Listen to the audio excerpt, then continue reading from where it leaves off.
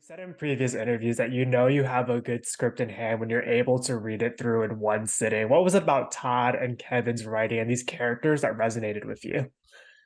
It was like it was such a throwback. Like I'm such an 80s and 90s nerd. And so when I was reading it, I was like, oh, this is weird science. Oh, this is back to school. Oh, it had all those sort of elements to it. And so yeah, it felt very me for sure. Although I will say the movie was actually written it was written quite a few years ago, and it was called The Re-Education of David Singer. So it was a male driven Mm. comedy, and I pitched them an idea of like flipping it and making it a female driven comedy and kind of just updating the humor a little bit, and they were totally game, and we had such a blast kind of reworking it and stuff and like making it feel a little bit more now Oh, love that. And, with you that got retro vibe still shoved in. definitely you got your start in editing. How have those experiences shaped your work as a director and the way that you approach independent features like the re-education of Molly Singer? Yeah, I feel so blessed that I mean it's so random how things happen because I got into college. I knew that I wanted to make film, and then my senior year it was like it was right at that was kind of the genesis of digital video. We were, I Mm. mean, the idea that you could take a DV camera and with FireWire plug it into your computer and edit something was like, now you could do it on your phone. But at that time, it was like this was mind blowing. I learned how to edit like deck to deck on VHS and 3/4 inch tape, right? And so I did a short film my senior year in college, and we shot it every weekend for like 10 weekends, and like I had mountains of footage and all this stuff. And when I started editing it, I was like, man, if I was a better editor, I wouldn't need to be. I wouldn't need to do all this directing, like it was just like as you start to cut it together, you just start to see like these elements that you need or that you're missing that you didn't do, and that's really what editing does. It just made me such a better storyteller, and especially Mm. in reality editing because you don't have a script. You're giving an outline, and you work with a story producer to craft the story and these characters and stuff like that, and then that translates into being on set and being like, ooh, maybe this isn't working, and not feeling like you have to adhere to this script because the story is really what dictates the movie, not the words on the script. Mm. Great answer. As a director, you've made quite a name for yourself in the horror genre. How different is that filming experience compared to a comedy? It was very different, and it was really different mostly in like comfort level because I always wanted to do comedy. Comedy is like my favorite genre, and horror had kind of come out of this idea that like, hey, we can go make a scary movie, a haunted house movie for very little money, and we don't need big names, and we can sell it, and hopefully we can go make another one. And what it ended up happening is I fell in love with the challenge of trying to make stuff scary, but also fell in love with the horror community and the people because they're just the best fans and the coolest people. And I got to meet amazing people and work with guys like Joe Dante, who's just like a master at it and stuff like that. But I did notice that like when I made Funhouse Massacre, I made Witness Infection that were horror comedies. I I would feel so much more comfortable, and I would just lean so heavy into the comedy Mm. that I just knew that that was where I wanted to go. So with Molly, it just felt like when I was making it, I was like, oh yeah, this is exactly what I should have been doing, the whole time. That's a full circle moment for you. Trust is such a key component in filmmaking, especially when you have characters like Elliot who's struggling with grief and trying to find his place in the world. How did you go about building that trust with your actors, especially as they tackled more of those vulnerable moments in the script? Yeah, it's the number one thing is having that level of trust with actors is it's and really what it comes down to is them trusting in you that they know what they're doing, and also them trusting in you that you are not wasting their time, and that you have control of not only the story but the set. So it's like, Mm. when our sets are very like they're very calm, they're very casual, and even though like any movies are just it's just controlled chaos the whole time, but we never let our talent feel that. Like it's like all that stuff is happening sort of behind the scenes, but when they arrive, it's like everybody's prepared, we're ready to go, and then they have the freedom to kind of create. And once they see that there's not like crazy drama or stuff wasn't planned right or prepped right, then they trust you and they trust the process. And yeah, it's so important because that after that you're just like you're golden. Now you're just playing. Yeah. You know, and time is also never a luxury when you're working on a film, but you also have a cast that's well established in the comedy genre. As a director, how were you able to create the space for your actors to improvise and make these characters their own while also kind of juggling those time constraints? Yeah.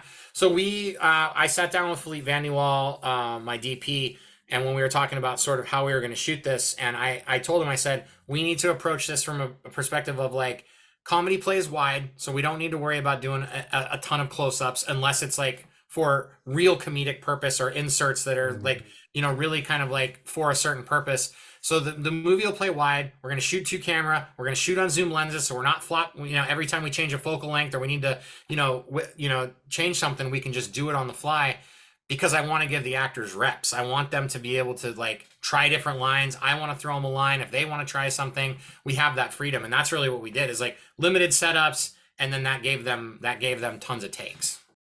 Do you have a favorite improvised moment that made the final cut? Yeah, there's so many that are just hysterical. The one that comes to mind is the scene, and it's a simple scene. There's nothing like particularly complicated about it, but it's a scene where they're talking to the Amy in housing, and she won't, she says that the housing's full and stuff like that, and Molly's sort of trying to appeal to her good nature and stuff like that. There were there were so many takes of that, and Nico kept doing this thing where he would like because I wanted this to be this moment where it was just her and him, and I was like I need to, and I told Britt I was like I need to get Nico like out of the frame. She's like, oh yeah, no problem. So there's that one where she just pushes him out of the way, and she just knows like those actors just know, they know where the camera is, they know where the light is at all times, so she just pushes him out of the frame. But there were a couple takes where Nico would then dart back into frame, and she'd be like, "We're trying to help the kids in Darfur," and he'd come in and be like, "Darfur," like it was just like that. And on set, it was so funny. Everybody was cracking up. And then you get in the edit, and I always say that like if something's hysterically funny on set and everybody's cracking up on set, it's not funny in the edit. And so Yeah. you actually find these other takes that are better Mm. suited for the movie. But I will say, on set, that was hysterical. The film also tackles a lot of universal themes that are going to hit home with audiences. Why do you think comedy lends itself to this type of storytelling? Because it's like this it's like a sugar pill that like helps the hard stuff go down, right? It's like laughter is completely involuntary. It's something that Mm. it's just it's just in our nature. If somebody fake laughs, you know it immediately. But a genuine laugh is just it's guttural. It just comes, it's natural emotion. And so when you take things that are hard to wrap your head around or hard to comprehend or hard to talk about, but you wrap it in this layer of laughter, it goes down easier. You can start talking about uncomfortable things because at the end of the day, it's really the ridiculousness of it is funny, right? It's like, Jimmy Buffett just passed, and what did he say? If we all couldn't laugh, we would go insane. I was like, Mm. that kind of idea. The film is released on September 29th. Is there a scene in particular that you're really excited for audiences to see? What do you hope they take away? There's so many things. I mean, I love like the Sully kidnapping scene is to me is just is hysterical. And Jonathan Lipnicki, I think will be such a fun surprise when they rip the head off and stuff like that. I absolutely love that scene. The booze Cathlon scene is great. But I think that just that scene where Molly and Polly show up on campus for the first time and they just think they own the place, and Nico with his cigarette in his mouth is just hysterical and stuff like that. So that their arrival is like the image that was in my head the whole time when we were getting ready to make the movie. Yeah, I love the blooper reel that you include at the end of the film, and you can tell the cast had so much fun filming this project. Do you have a favorite behind the scenes moment? Um oh man, there's just so many. Um there was one, and it didn't end up being in the movie, but it was so fun, and it just didn't quite fit. So the scene where Ty and Sierra are, it's like the morning after they've had their first Yeah. kiss and stuff like that, and then we sort of flash forward. Well, that flash forward was actually originally a montage, and that same technique that we did with the beer pong and then Molly in jail, we did it one more time, where it was this sort of series of parties that they did. And so Hmm. we did it all in like one big continuous shot where it was like this theme party, and then it was a Halloween party, and then it was this. You see Zach in the end, and he's in the He-Man costume, and the reason he's in that He-Man costume is like we had this whole montage of Halloween party of these parties and stuff like that. Filming that was so fun because we were totally out of time.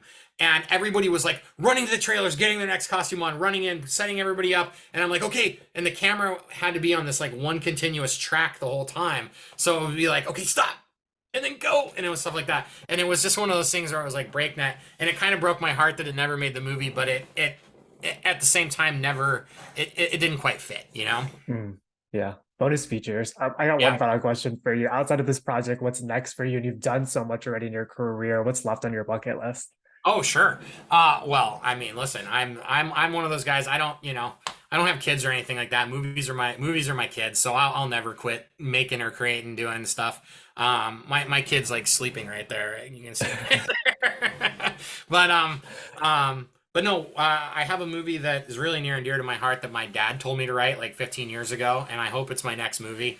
And again, it's a comedy. But it's all about a family that's sort of kind of driven apart and comes back together, all set against the backdrop of professional bass fishing. Which I don't know if you're a fan of professional bass fishing or not, but if you find yourself at 3 in the morning needing to watch ESPN, you're gonna catch some comedy gold there, my friend.